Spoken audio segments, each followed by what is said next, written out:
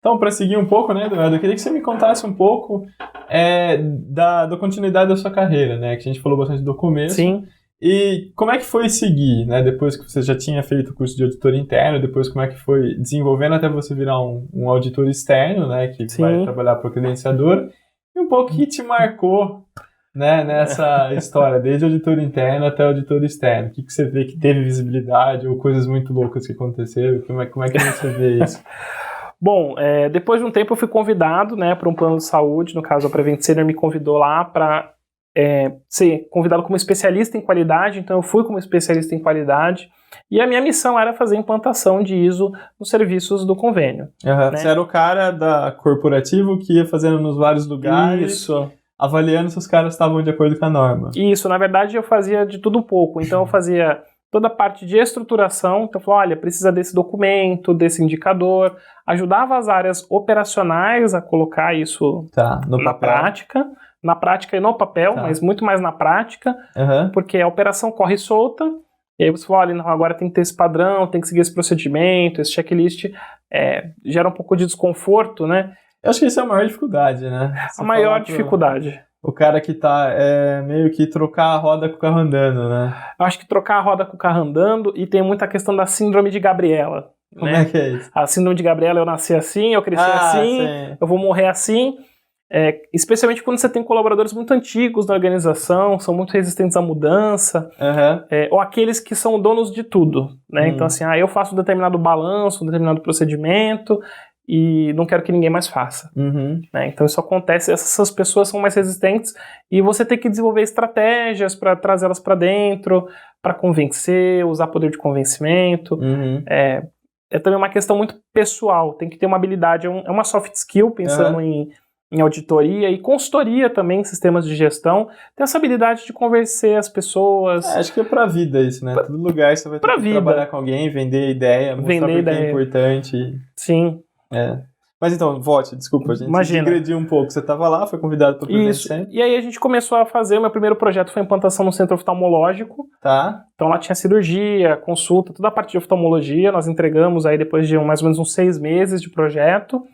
O próximo projeto foi diagnóstico por imagem, e foi uma área que eu não conhecia, que foi uma área que tem muito equipamento, muita tecnologia envolvida, exame de imagem, radiofrequência, tinha a questão também de energia nuclear, tem uma série de questões muito loucas e que são muito interessantes, porque você acaba aprendendo de tudo um pouco, até para poder fazer a implantação do sistema.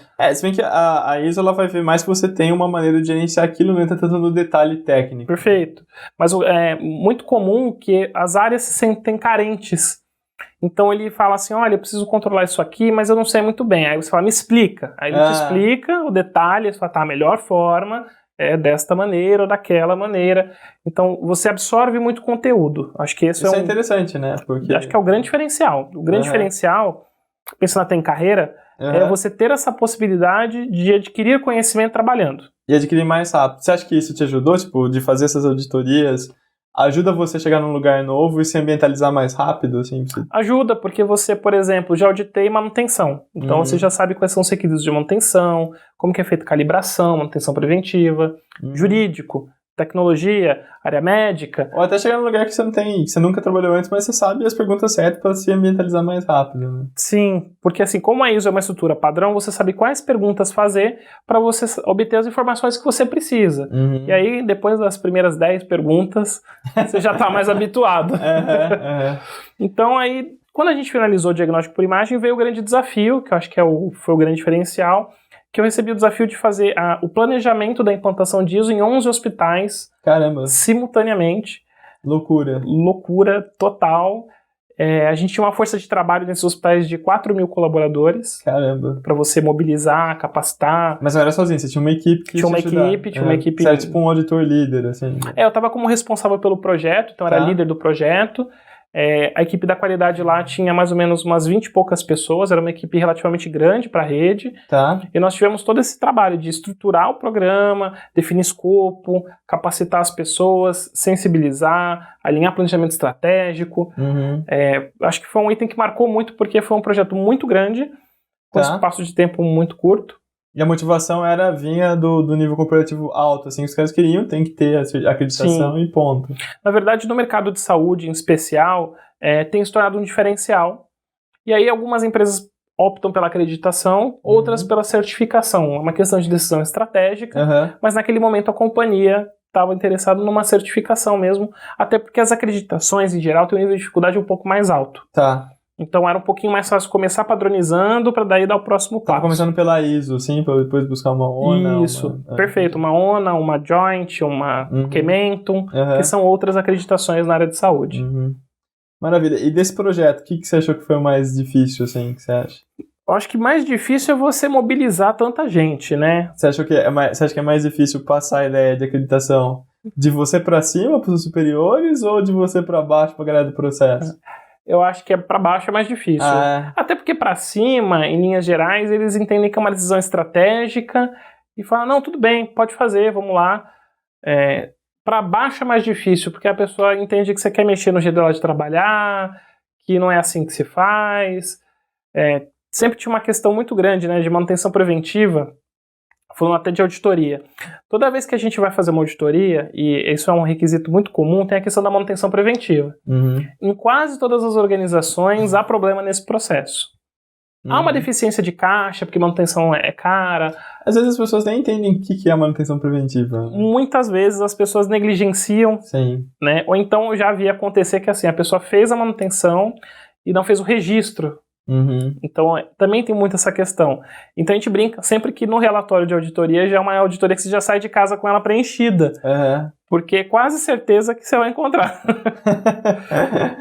essa não conformidade, essa e de documentação vencida. E como é que vocês contornaram esse problema? Assim, A gente fez um cronograma bem, vamos dizer assim, bem apertado de manutenção preventiva. Colocamos um sistema, porque até então é tudo controlado na mão, né? Um sistema de ticket, assim, era um sistema específico de manutenção. Tá. Tinha um fornecedor, eu não me recordo o nome, mas era um sistema que você conseguia cadastrar as tags dos equipamentos, quando foi feito o último registro, e aí quando o colaborador fazia a manutenção, ele já registrava e já programava a próxima data, porque já tinha esse período de validade. E aí tinha os alertas, olha, equipamento A está vencendo, equipamento B está vencendo. Você acha que usar sistemas e implementar sistemas do ponto de vista da certificação ajuda o cara não ter não conformidade? Você acha que quando tem um sistema é mais fácil do cara ter documentação e mais fácil dele estar certificado? Eu acho que é mais fácil se o sistema se o processo estiver bem azeitado. Tá. Né? Se o cara usar o sistema para o processo. Se o cara usar o sistema para o processo, né, e não o processo para o sistema, né, que a gente vê muito. Então, assim, o cara vai lá, compra um RP, compra um sistema mágico de gestão de documentos, Sim. E aí você pergunta, tá, mas de quanto em quanto tempo você revisa? Aí ele fala assim, o padrão do sistema. Então, assim, ele não está usando o sistema para dar suporte, ele está usando o sistema como muleta. E aí, normalmente, não agrega muito valor. Nas auditorias, vocês veem isso daí, o compliance, ou vê se o cara tem um sistema, esse tal? Okay? Na verdade, como a norma não é prescritiva, ele pode fazer até no papel de pão, se ele quiser. Não, sim, mas uma vez que ele tem um sistema, você vai olhar... Sistema, a gente vai olhar como está isso no sistema. A gente verifica se está conforme. Tá. Ou se o sistema está conforme, não. Se o processo está conforme... E às vezes a gente dá um toque, né? O processo de auditoria é um processo muito ganha-ganha. Então, às vezes a gente identifica que a empresa já tem alguma coisa, já tem um sistema, ou já tem um processo que está com uma boa intenção, mas tem alguma fragilidade. Então, o processo de auditoria é um processo muito educativo. Você fala, olha, esse processo está bacana, está conforme, mas toma cuidado com isso aqui, que às vezes não está muito bom. Então, por exemplo, tem um sistema que eu vi uma vez que ele não tinha controle de acesso. De níveis. Então assim, você tem acesso ou não tem acesso? Não tinha nível 1, nível 2, nível 3. Mas pode ter também acesso de nível, o gerente empresta a senha. A gente empresta a senha. Essa daí eu não vou entrar no mérito. Bom, mas a gente vai falar no próximo bloco do processo específico de auditoria. Perfeito. Pra gente ver direitinho essas dificuldades. Mas voltando um pouquinho para a perspectiva da carreira, né? Perfeito. Quando você trabalha com uma auditoria externa, como é que é a visibilidade sua para as empresas? Já chegou a ter, cara... que você tá auditando, que o cara falou, chega aí, você não quer trabalhar junto aqui com a gente? Já aconteceu, né? O auditor externo, algumas vezes, ele é convidado para integrar o time da companhia que ele está auditando. Alguns, inclusive, aceitam, não é um conflito de interesse em relação a isso, desde que isso seja feito de maneira ética. Sim, e né? Transparente. Transparente. como normalmente quem presta serviço como auditor externo é PJ, pessoa jurídica, então é uma relação estritamente comercial. Você é contratado por um número de dias, tem uma conta que é feita lá com a ISO de hora homem auditoria, e aí você emite uma nota, faz a auditoria, emite o relatório e tá tudo bem. Mas às vezes a companhia gosta, acha que você tem o perfil da companhia, acha que é interessante e acaba convidando você para integrar o time. Eu acho que você também tá legal para mostrar as vulnerabilidades do próprio processo de qualidade deles, né? De falar assim, pô, a gente tá vendo que aqui tem mais ou menos um problema, você não quer trabalhar melhor isso? Já chegou a acontecer com você? Já aconteceu, acontece muito a questão de proposta de consultoria. Tá. Mas aí por questões éticas a gente costuma indicar o colega. Tá, entendi. A gente assim, fiz uma auditoria, realmente tem uma deficiência no processo, e a empresa fala, pô, você não quer vir corrigir já que você conhece? Aí você fala, não, eu não posso, mas eu conheço uma pessoa que pode. Legal. Isso é legal também, né? Porque os outros auditores também devem indicar vocês. Tem o grupo no WhatsApp lá. É uma questão que envolve muito networking. Né? Então, sim, às vezes fala, pô, eu tô precisando de uma pessoa aqui pra olhar tal coisa, pra fazer um treinamento.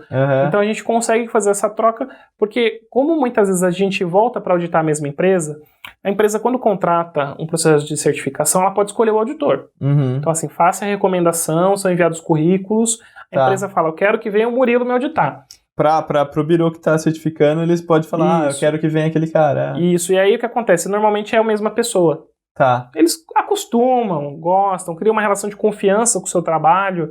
Legal. Então isso faz com que, às vezes, a gente acabe passando outros serviços que não sejam auditoria para outras pessoas, porque você vai estar lá de novo ano que vem.